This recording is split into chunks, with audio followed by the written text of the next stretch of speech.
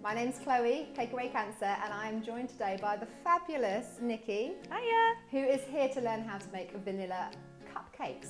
For any vanilla sponge mix, all you simply need to do is weigh your eggs and then match your self-raising flour, your unsalted butter, caster sugar to whatever the eggs have weighed. Wow, that's so easy. I thought it was so much more complicated than that. So for 12 cupcakes, let's go 4 large eggs. Okay. So weigh those. Right. Roughly, what do you say? 280? Perfect. So remember 280. 280. Now you can crack them into your bowl. Oh God, the pressure. Oh, yes. She's a pro. She's done it. She's done it. I reckon you're an omelette queen back home. Oh yeah, secret omelette Okay, 280 of self-raising flour. Sure. Then you're going to measure out 280 for caster sugar and 280 for the butter. Gotcha.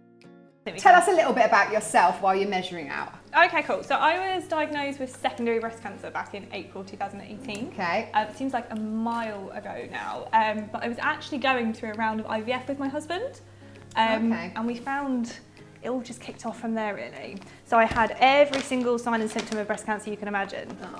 Yeah, and then literally whirlwind went from primary diagnosis within a week, IVF failed, and then I got told it is already in all my bones. So it was quite an intense week. So intense. Yeah. And that diagnosis period of when you know something's wrong and you're getting your diagnosis, what's coming up, is the most frightening time, isn't it? So scary. Literally your whole world flips upside down. Yeah. Everything you thought you were going to have or do, throw it in a little bowl, into the bin, start over. And you create your new normal, which is what I'm living now.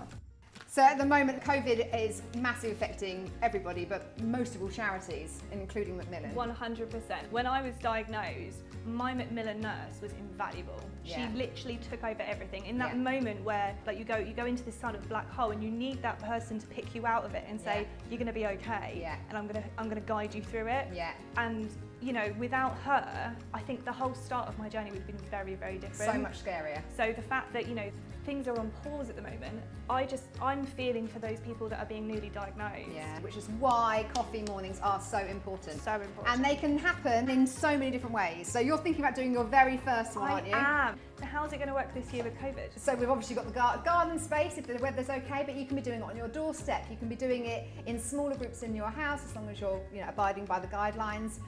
Doing it virtually via Zoom or other platforms.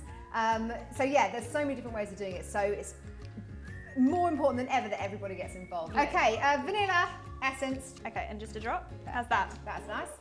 While you're doing that, I'm putting the cupcake cases into the tin. I want every single person that follows me to do a coffee morning. So you've got your butter and your icing sugar in there. Yep. Put a few drops of vanilla essence. Okay. You want your icing to be super fluffy. Okay. You can get fancy piping tools and things that do this for you, but all you need is a bit of cling film. Is that okay? That's perfect. And then the other two, roll it all the way to the end, nice and tight. And just get all the air out now. You want it to be firm enough to hold its position, so it is tough. How's beautiful. that? Macmillan have been running coffee mornings for 30 years now, but this year they need your help more than ever.